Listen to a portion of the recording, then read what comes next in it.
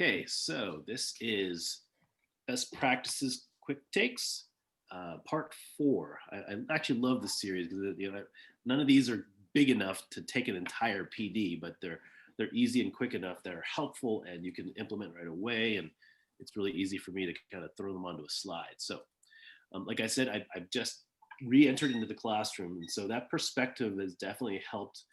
Um, my focus with coming up with these tips, because now I'm looking for things that make my life easier as I'm teaching. So here we go. I'm going to start off by sharing this. On Twitter, I came across this guy, Matt Vaudry, who teaches, I think, kindergarten or first grade. And he posted this video of him, and it just is, his personality and energy really comes through like in a really cool way. So I'm just going to share a 1 minute tip, 1 minute clip of him teaching. And go right to the multiplication game. Everyone show me your spirit fingers. Multiplication game. Mr. Vaudry, are you saying you want me to draw 20 little dots 3 times? No, I'm not saying that. That's a lot of work. You know what time it is? Show me your challenge face. I'm gonna tell you what time it is. Okay, your challenge faces are very adorable. Let me switch from the face cam to the desk cam. We need to step up the challenge game a little bit. Bum, bum, bum, bum, bum, bum, bum, bum, bum, bum, bum. Dice time. That's okay. There's a place for adorable in that also. Here it is. Big dice box. Lots of fancy ones. So yeah, here we go. Everybody say, oh yeah. Everyone please give yourself a tiny round of applause in the camera. Show me a bored face like, oh, that was not much of a challenge, Mr. Vaudry. Yay, tiny applause in the camera. It's all tense. So here's the plan. Orange one. Everyone say, ooh, orange. I want to find a way to do the math. It's a little challenge, but not like a lot of work. You understand? I know. I'm excited too. Here, and go right to the multiplication game. So I mean, we can't all pull that off, but he does, and does it really well. And I just love, like the energy that must be coming across the screens. We can only convey so much energy online, but I think it's possible to get out there. So I really appreciated that. Okay. Breakout room norms and roles. We definitely, we're quite a bit in now, but I think reemphasize that the more we kind of set up norms for breakout rooms, as well as practice those norms, it helps, right? Because everything takes good practice. You can't assume that we can just throw them in the room and say, be polite and work hard, and they'll know. And so these are some suggestions on different norms that you can set. And you don't have to fiercely copy this down. I do have I will post these if you don't want to have to bother copying down or screenshotting right now. But this person has norms for kind of how to behave in there, as well as different roles. You could say the first person who arrives does this, second does this, third does that, and so on and so forth. I recommend practicing it, taking an easy prompt and maybe having four kids who are in the pretend breakout room, and we'll all watch you. You guys, here's the prompt for today. Let's watch you guys participate in a mock breakout room, like a fishbowl situation, and we'll watch you and see if and then compliment the ones that did things well and things that we improved. But just practicing, I think, would help. Breakout rooms, norms, and roles. Okay, next, answering questions in breakout rooms. So, it's great that Zoom has this breakout room that has a button that they can press and ask for help. But as you know, it takes a long time to get into a room, and then a long time to get back out again.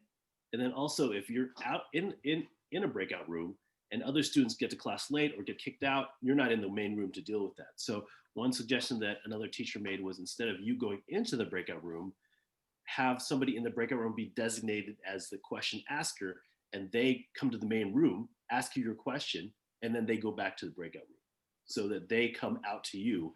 And there's a setting in the breakout room where you can allow participants to return to the main session at any time that would facilitate that. So they could come to you to ask the questions rather than you leaving the main room, so you can stay in control. So people notice that breakout room, they have 60 seconds to close, which can be annoying because like you press close and then like you start talking, you realize they're still popping in like 45 seconds later. That countdown timer can be changed. So once you're in the breakout room menu, there's a little gear right here. You click on that and it can be set, I think, as low as either 15 or 10 seconds, but that definitely can be changed. I think a minute is way too long considering the short time we have with the kids. So I would recommend bumping that down. So that's not on the zoom.us, that's on when you're in Zoom itself, and you have the breakout rooms open, you can change that countdown timer and it will stay at that timer until you change it to something else later. So yeah, so 10, 15, 30, and 60, maybe in 45. Right. Jamboard opening circle. This is like kind of a cute thing that somebody came up with. And you know how in the real life class, you could all sit in a circle and like, okay, we're going to talk about your favorite ice cream and why, and we'll go around in a circle, right? It's a little harder to do, but we still want to do it. And so what this person suggests is creating this Jamboard screen. If you're not familiar with Jamboard, it's a slide that you set up that when you open it up, people can write on it, people can access it. And so if you set up the circle and you tell them, okay, choose one of these squares, write your name on it, and then read the prompt, and then we'll start at this person right here where this arrow is, and we'll just go around. When you see the person before you is shared, now it's your turn to unmute and share. And so you can actually go around in a circle and share your answer to that, whatever question you're addressing. And they can see when they're coming up. So it's for them to keep track of. So before this, you'd have the appropriate number of squares here and have them type their name in and just be prepared to share when it's their turn. And you can have the prompt written on here. I think that's a neat way to kind of formalizing and organizing everybody having a chance to share within a circle. So I know that in elementary especially, but maybe other grades as well, teachers are moving towards having a work time where they're monitoring the kids, but the kids are not actively interacting with each other, with you. And rather than in the traditional way, you would just have them, okay, pull out your workbook, get to work for the next 15 minutes. And you kind of see the top of their heads as they're looking down at the book, and it's not very helpful. And so one teacher suggested have them change the angle of their camera so it's pointed at their paper. So instead of seeing the top of their heads, which doesn't do anything, you can actually see their paper and see what they're writing, see the math problem they're doing, and actually see them. And so you might not be able to see everything they're writing necessarily, but if you can change the angle where you actually see them working, you could actually step in and facilitate and help and see what they're actually, whether they're understanding or not, answer questions based upon that, and actually, this extra layer of accountability that are actually doing the work they're supposed to be doing. So have them just flip their laptop lid down a little bit so it's pointed at the paper they're working on, or if they have a like an iPad or something, they could just flip the camera to the other direction so it's pointing down at their work.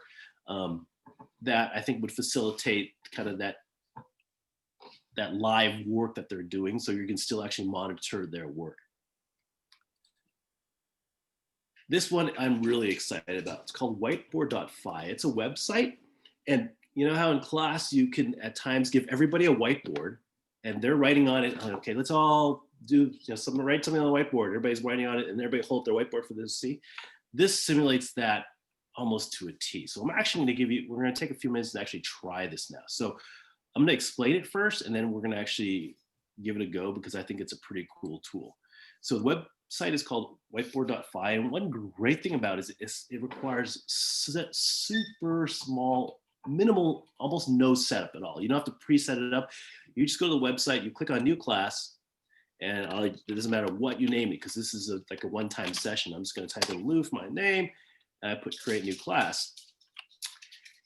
And what happens is it's going to create this class, and it's giving me a code, which you can just drop into the chat. So I'm going to drop into the chat. But what happens is that once you copy that URL, once you click on that URL, what it's going to do is give you a whiteboard to draw on. So you go ahead. Why don't you go ahead and access the whiteboard right now? So just click on the link that I shared with you, and you don't, because the code is embedded in the link, you don't have to do anything else. And what I'm going to see on my screen, and so after you can play with the whiteboard a little bit, but if you switch back over to my shared screen, you can see that I can see everybody's whiteboard. I can see in real time what you're drawing and adding to it, and there's definitely lots of tools. But the even greater thing is that I have a whiteboard. So if just for a moment, come back to my screen for a second. Let's say I want you to do a certain problem, like 339. I'm going to do it near the center of the screen. 39. It's a terrible 39. I should be using my mouse, my iPad right now. Times 45 or 49, whatever. What I can do is I can actually push whatever I have out to you. And so now I can say, okay, now you guys work on this problem. It just took that off the screen of my screen and put it on your screens. Now I can see you all working that problem. Not only can I add stuff to it by drawing on it, so now you guys can work on it, I can cut and paste something. I can cut and paste an image into there and push it onto your screen. And so I think it's a great, because you can always monitor what they're doing. And I actually, on one of my second day back to teaching, I did this, and the fantastic thing about it is that I was able to catch several students making this error that I never would have realized if I hadn't had this, right? Because typically I'm saying, okay, do this problem, do it in your notebook, and then I'll say, if somebody wants to share their answer, and let's say somebody shares a correct answer, I have no idea how anybody else did, right? But if I do a problem like this, I notice, oh, this person's not carrying their number, or this person's not, putting placeholder zeros. I can quickly scan the screen and see that. I can also highlight and show a kid's screen. So right now, if you go on my screen, it shows all their names. I can anonymize that so it doesn't show your names. And I can say, oh, look at this screen. I think somebody made a little error here. Can you guys spot the error and figure out where to fix it? And so I can toggle back and forth between my own whiteboard and your whiteboards, and I can present a whiteboard of a student. I can push out images. I could cut and pasting anything onto my whiteboard and push that out to you. And so it truly does simulate the idea of the whiteboard that you would normally pass out in class. And as you're playing around, you can see there's music staffs on there, there's grid paper, they can type into there. I think it's a fantastic tool. It's super easy to use. And once you're done, you can just put close session and it's done. So that is whiteboard.fi is the website. As you can see, they also have an equation editor, so you can put in exponents and parentheses and math symbols. Any questions on whiteboard? Okay, so I'm gonna go ahead and close that room up. And then I suppose you could even have them like journal, right? Like, because they could type in there, you could say the journal prompt is this, let's have a free write time, and everybody's typing, you actually see it live populate. So I think there's a lot of great potential for it. Okay, Google Classroom, new quarter. This is more for secondary. If you need to segregate first, and actually for elementary, if there's a grading, I don't know, you guys don't have grading periods, but what I recommend is we've been making assignments like, and putting them categories like quizzes, homework, projects. Go back and change your quizzes or your tests, put a Q1 in front of it. So everything from quarter one, just put a Q1 in front of the topic. And these actually can be moved. And so here's my Google Classroom. I don't have any Q1s yet, but all these things under my brain gym topic, whoops, I can move all the quarter one stuff down to the bottom because these can actually be dragged. Whoops. And so I've been recommending people to create a new grade or new Google Classroom possibly, but I'm thinking now, no, just keep the same classroom, rename everything as quarter two or quarter one, and move things away. Anything that they have missing, because that's the other issue, is that once the grading period over, and this is not even for people with grading period. Let's say you're in elementary school and this is an assignment from 3 months ago, and you don't want them to still show up as a missing assignment, just change their score to a 0. Because if their score is a 0, it won't show up as missing anymore, and so they won't have to worry about it. So between those two things, relabeling the topics by quarter and changing the times to 0, and then making a new quarter one, I think you'll be able to still use your Google Classroom. Too many clicks. Okay, so another thing I learned when I was working on this is, as I kept on having to go back to Google Classroom, the classwork page, to assign things, to look at resubmit on a classwork, to grade something, and it takes at least 4 clicks to get to the Google Classroom classwork page, right? You gotta go to your email, click on the waffle, and then it takes you to the Google Classroom, and it takes you to the stream, and then you gotta click classwork. So at least 4 clicks. And then you have multiple classes you're doing for, and I found that it was annoying. So my workaround for it was just to make a bookmark. I have a period 1, if you look at my browser on here, I have a period 1 classwork page, period 3 classwork page, period 5 classwork page. So now it takes me 1 click to get to that classwork page, which, because I visited so often, it alleviated some stress for me, and it gave me back some time. And if you add that little time over many, many, many times that I'm gonna be pressing it throughout the next few weeks and months, it adds up to a lot of time. So create a bookmark directly. Don't even go to the stream page. Let it take you directly to the classwork page, if that's what you visit more often. So put it on your toolbar as a bookmark. Scanning app. I've been recommending, if students have access, to scan their work not with their camera but with a scanner app. And so I made a little video using Cam Scanner, and I'm going to show it to you, and you should feel free to share this with your students. So even with my third grader, he is using an old phone that we have. He has Cam Scanner on there and Google Classroom on there, and between the two he can just scan his work on Cam Scanner and then right away share it with the Google Classroom app. So I'm going to show you the video on that. It's just 1 minute long. To submit work, I recommend getting a Cam Scanner, which is a scanning app, and Google Classroom. Once you're in Cam Scanner, you're going to press the picture button in the middle and then take a picture. Ideally, you have it try to make it level, but if you don't, they have these green bars to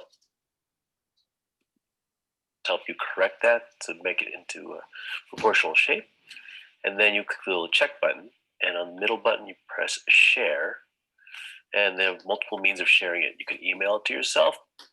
Alternatively, so once you click share JPEG, and then you click open it, and it gives you many options to open it. You can email it to yourself. I recommend that you actually install Google Classroom and be logged into Google Classroom, because then you can actually just then select the Google Classroom app as your means of sharing and attach it to the appropriate assignment. Again, to review, you want to get the Cam Scanner app or another app, get your Google Classroom app. When you take your picture, make sure you have good lighting, hold your hand and camera steady, and try to be level above your picture. And that's it. And so that is a video on that you can definitely share with your students to help them get that done. Cropping. Here's another issue, is that oftentimes when kids take the picture, they'll have all this stuff on the side. And obviously that makes the image that you actually want super small. And so I don't know how much people know about this. One thing that you can do is you can crop out all the sides very, very easily. So this is my original image. All I have to do is double click on the image and it brings up these black bars. And if you pull the black bars in and then you click outside of it, you end up with just the image, the part that you want. And so cropping is what it is called. And actually what I did was I ended up making an assignment, because I found so many kids who are doing silly stuff like upside down and extra stuff on their side. So I made an assignment, which you can feel free to borrow to use, is where it's just 6 slides. This first slide is what I would like their assignment to look like, because I'm having them paste their assignments onto a Google slide. And so this second slide, my challenge for them is to make the second slide look like the first slide, right? Make the second slide look like the first slide. That's their goal. And so for this particular one, again, I told you about cropping, double click it, and it brings up these black bars. And if I just drag them in, now I click outside, now I just have that page. Now I can click this guy and rotate it so it's upright. And then I drag it out.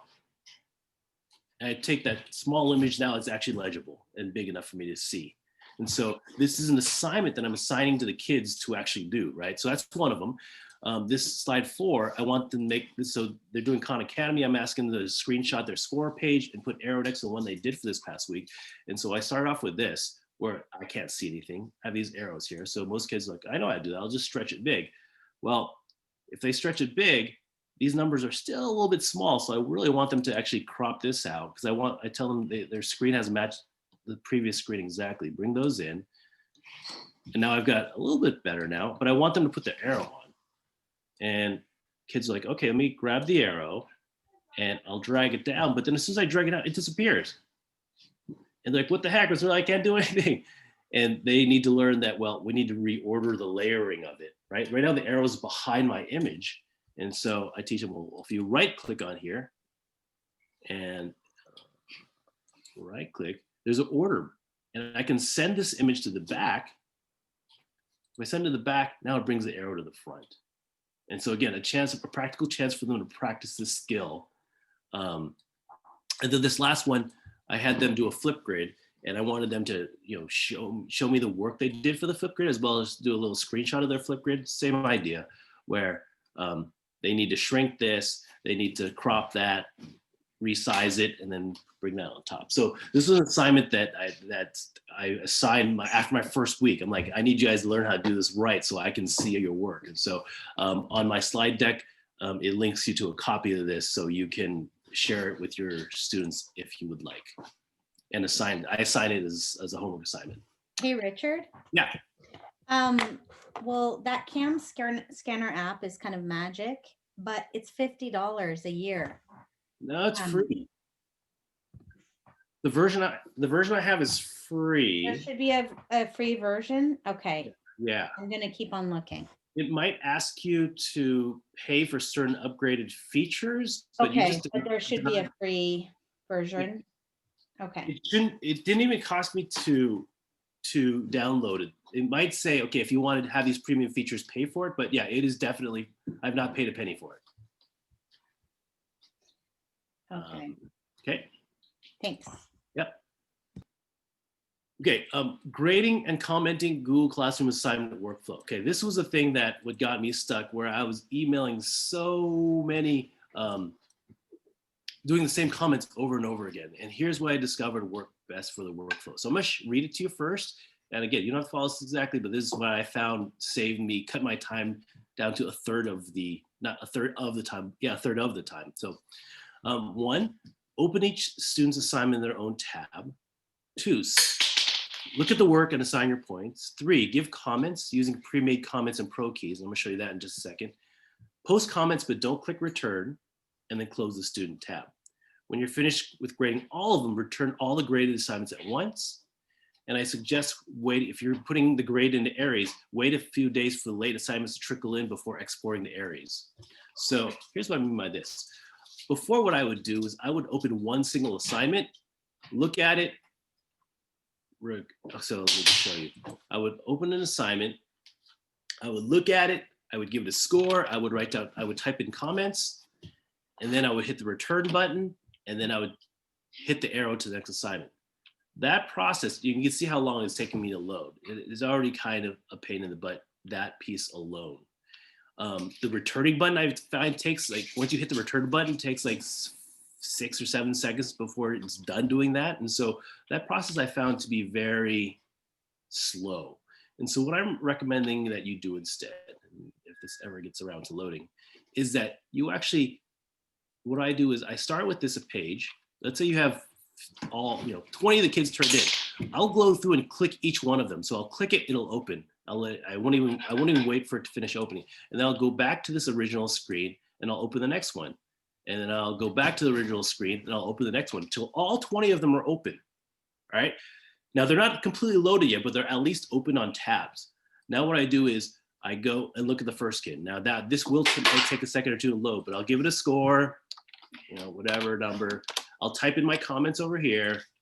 And I actually recently installed this app that allows you to do voice comments. I can just hit this button and it can quickly record what I want to say.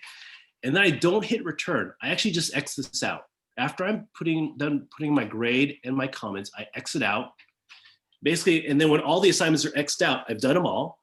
I then go back to the original screen, and then all the ones that are turned, I just check the turn-in box, and I check return. It returns them all at once. And so I found that workflow to be so much faster than opening one at a time. I open them all at once, grade them all, post any comments, don't return. I X out each as I go along so I don't actually go back to what I already did. And then I return them all at the end in one foul swoop. And so I found that to save quite a bit of time. So do you individually, when you're in each individual student's thing and you write a comment, do you, I think you have to give them the comment back to that individual student right at that point, right? When you can't do a bulk comment thing, right? I've heard from somebody that you can't actually do a bulk comment. So let's say you have 15 of the kids who got a perfect score, they know what they're doing, and you want to do a great job at the end. I think let me look. Somebody told me that you can do that. You can do a bulk comment on a batch of them. All my comments were individualized, but I'm going to talk about that in my next topic. But I found a way to really do a really slick, quick, individualized comment. So, but I believe. So let me look into that, and I'll get back to you on that.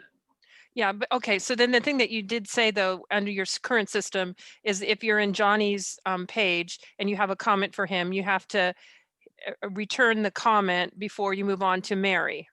You click post, yes. Yeah. Okay. Got it. Thank you. And what I'm going to introduce is, I think, one of my next slides. Wouldn't it be though, so usually if you're returning them one by one, you have to wait to the comment to post before you can return the assignment, for example, or even go on to the next assignment. Maybe with what Richard's talking about, you would be able to post the comment and then just go to the next tab while it's, sending. Yeah, so well, it doesn't take long for the comment to post. So it takes much longer to return than it takes to post a comment. So I'll type in the comment, hit post. It's only like 1 or 2 seconds. As soon as I see this post button gray out, I'm already closing this. Okay, so let me move on. So Elaine Wong showed us the other day in Jen's session last Wednesday on how to do kind of the pre-loaded comments. So I would recommend emailing Elaine Wong about the bulk comments. She showed a way to do it really fast. I'm gonna show you a way. You tell me whether it's even faster. Okay, let me get to it. Yeah. That's the other screen. Okay, here we go. This is an app called, it's a Google extension. It's called ProKeys. And what it does is that you pre-program. So Google Classroom does have a comment bank, but it is too many clicks. This little button right here is a comment bank. I can click on this. I can make a whole bunch of pre-made comments, and I did here at first. Problem is that if I want to leave a comment here, I need to click on the comment bank, wait for it to load, click on copy here, go back to the assignment, paste, and then post. And then if I want a second comment, I have to go back. So I'm going back and forth and back and forth, back and forth a lot. There's an Well, there's an autofill. If you're on the document and you're making a comment, there is an autofill. So if I start making a comment on the document, which is one of the reasons I don't like to use Google. I don't want my students to paste their assignments onto Google Slides or Google Docs, because if they actually have a scan or a picture, I can select a part of an area on their assignment, and I can make a comment there. And I'm using shortcut keys, so that speeds it up. And there's an autofill, but I really want to see what you're going to show us. Okay. So what ProKeys does, I found that because it was either they weren't showing the issues, the comments we were typing in were like, you did a great job, or you're not showing work, or please post this, you need to finish this for full credit. And it was the same comments over and over. So ProKeys allows you to pre-make these, but the great thing about it is it's actually activated is so fast. So I made a comment that was for anybody who got 12 out of 12 on it. I made a comment like, you did a great job, right? And so I just need to type the letter A, and I press Shift and space, and it pre-populates. Not only that, I got it to highlight the name here, and I can just type in Samira right here, and I'm done. All right, so let me show you again. I type in A, Shift space, Samira, done. So I've made about 9 comments that were specific to this, the homework that I'm gonna have every week. So if they didn't get full credit, I type in F, Shift space, their name, Samira. Thanks for your efforts. To get full credit, please submit the following, do the following. Okay, let's say they didn't show their work. So the puzzle, P, I did P for puzzle and work, W for work, just so it was logical for me. And now it pre-populated that comment for puzzle, include a scan of your work.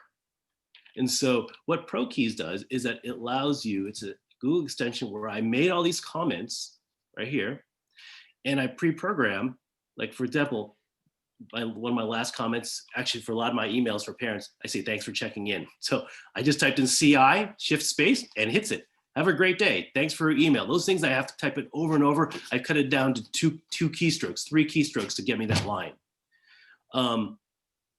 One of my next slide, I'll tell you what it is. You know the students who press submit and it's an empty assignment, they don't do anything on there? Check, this is what I suggest, check this out. Here's my email. I have Aries open whenever I'm grading assignments, so I can quickly find their parent email. And so I open this up and I will put in the student and the parent in the to field. But, and I always make the subject as empty assignment. But then my initials is EMP, shift space, hello, blank, Samira. I notice that you turn your last assignment, and then my next, if I tab, it goes to this part where it tells you what assignment number. So I can type in now assignment number 7. Now I'm actually done. That's all, right? And now it's gone to parent, it's gone to student, letting the student know that you time to turn empty assignment, don't do it again. Parent, they turn empty assignment. Can you? So here's what I wrote. If you have questions about the assignment, please email me or come to office hours. I include the office hours. Zoom link is on our calendar. I'm happy to help you figure out what you need to do for the assignment.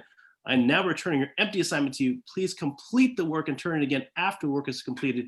I am including your parent guardian in this email so that they can support you and remind you to get this done. Please let me know if there's anything I can do to support your learning. Can you send that to me? Yeah. But Yeah, send it to me too. again, all I did was EMP, shift space, boom. And so I've programmed this into ProKeys. And when I say programmed, it makes it sound really complicated, but you're just typing in what you want to say. If you wanted to highlight a word, you just put like parentheses, name, parentheses, and then so that once you've entered it, it'll highlight that. And I don't have to click it and click delete, delete, delete, delete. It just takes me to that. It's already highlighted. I type in their name. I hit tab again. It goes to the next one that's highlighted, and then I was done.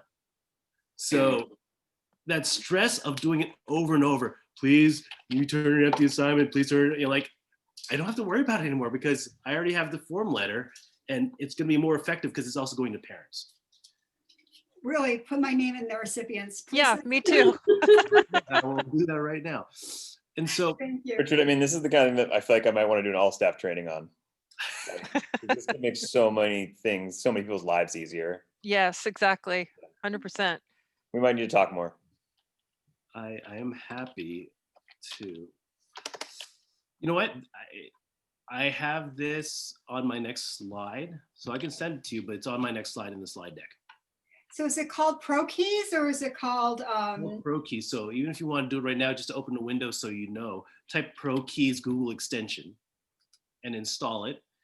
And what's going to happen is if you're not familiar with extensions, once you've installed it, there'll be this little puzzle piece up here and all your extensions will be here. The ones I access more frequently, I put a pin next to it. And so that it appears right here on my toolbar. So there's a more, for example, I have a Screencastify one where I can just hit this button, or my Bitmoji, I can hit that, and it'll bring it up. At ProKeys, I can just hit that. And what ProKeys, you actually don't need to hit it. The only time you hit the ProKeys button is if you're making new comments. And so a couple tips as I was making these, you want initials that you will remember. Like, so for all my ones where I need them to show their work, I put a W after it. For this one, I say Khan Academy. I want them to score 80% to get full credit. I put K8, Khan Academy 8, so I remember. These are all the ones that do a puzzle. So you can figure out whatever code you need. You can always readjust it, right? Any of these that I want to change, I just hit the edit button, and I could change the buttons that trigger it. I could change the actual text. You could put emojis in here, which I believe softens the message and breaks up the text that they have to read. And I think that everybody likes seeing little emojis. So ProKeys added a lot of time back into my life. That first weekend from typing like 5 hours of comments, it got down to like 45 minutes, really fast. Okay, so that's there.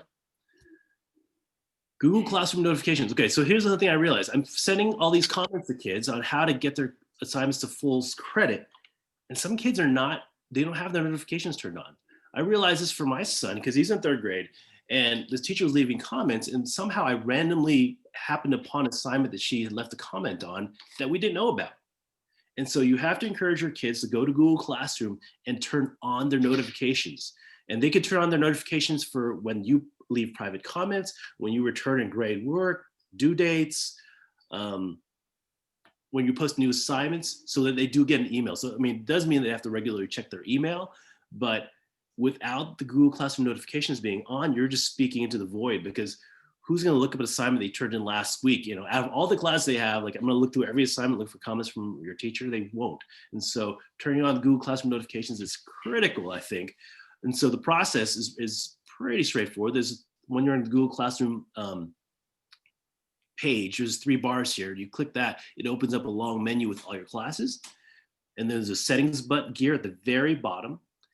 And then this first button, it brings up this screen. First button turns on the notifications.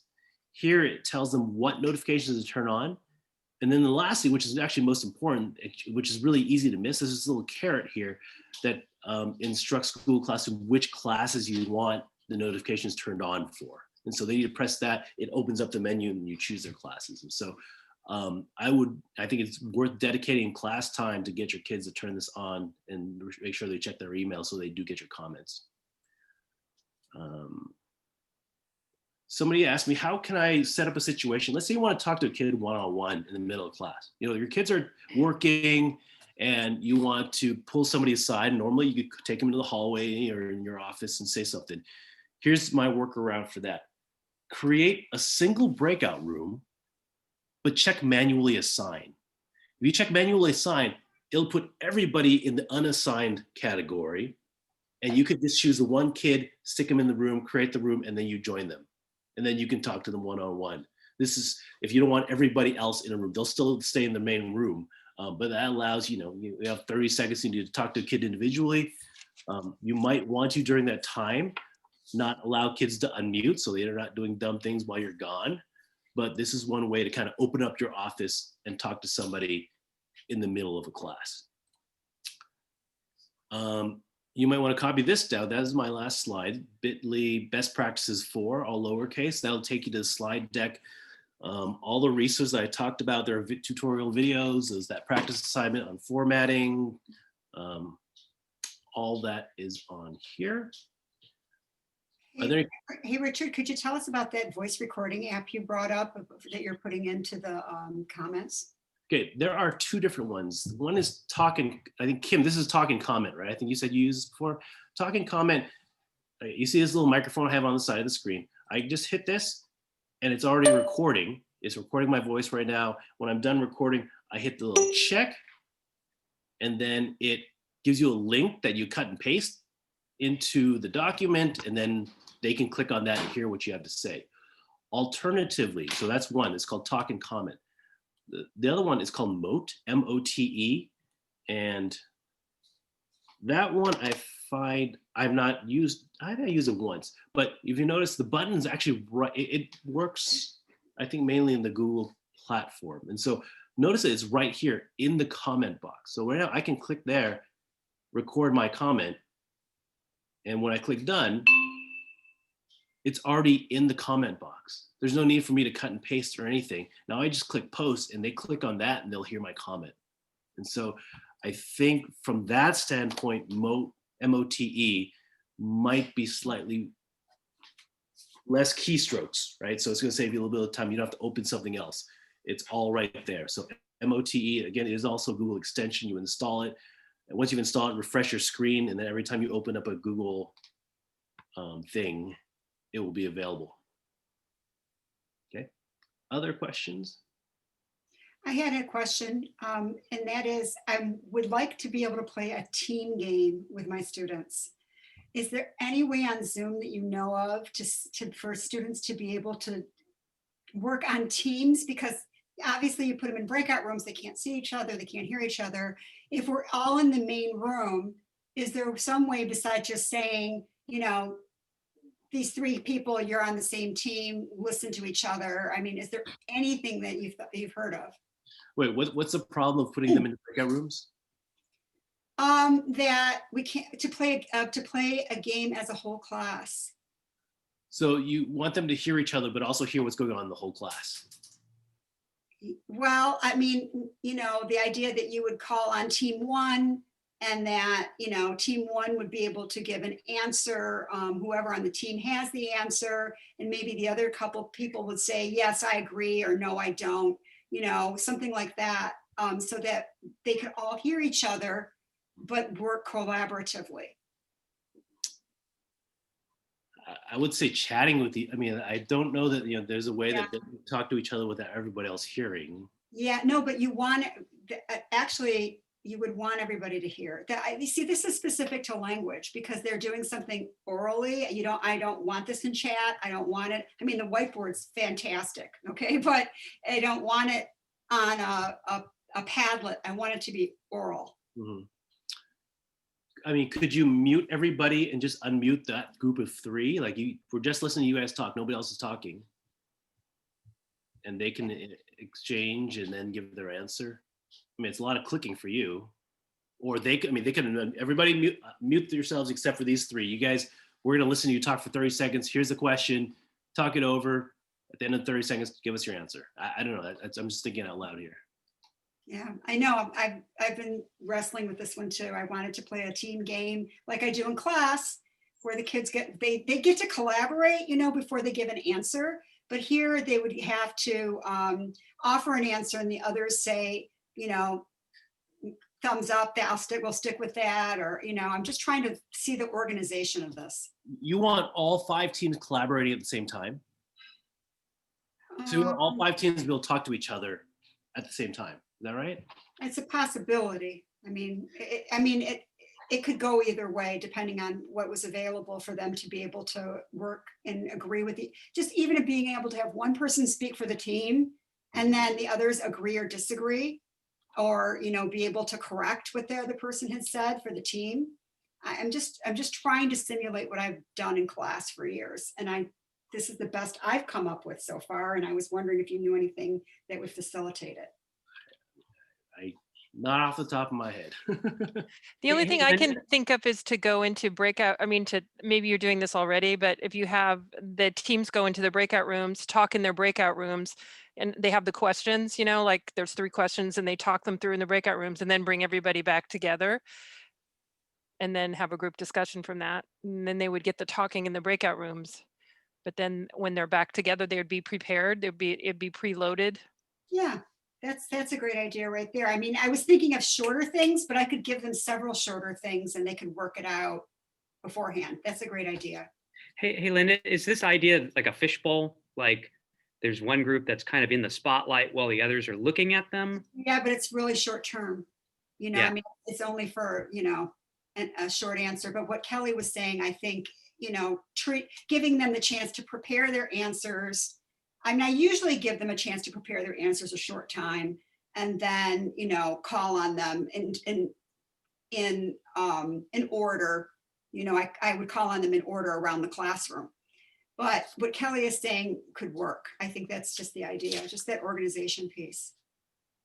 Thank you, Kelly. Yeah, let me know how it comes out. Sure. Okay. Any other questions on anything I presented?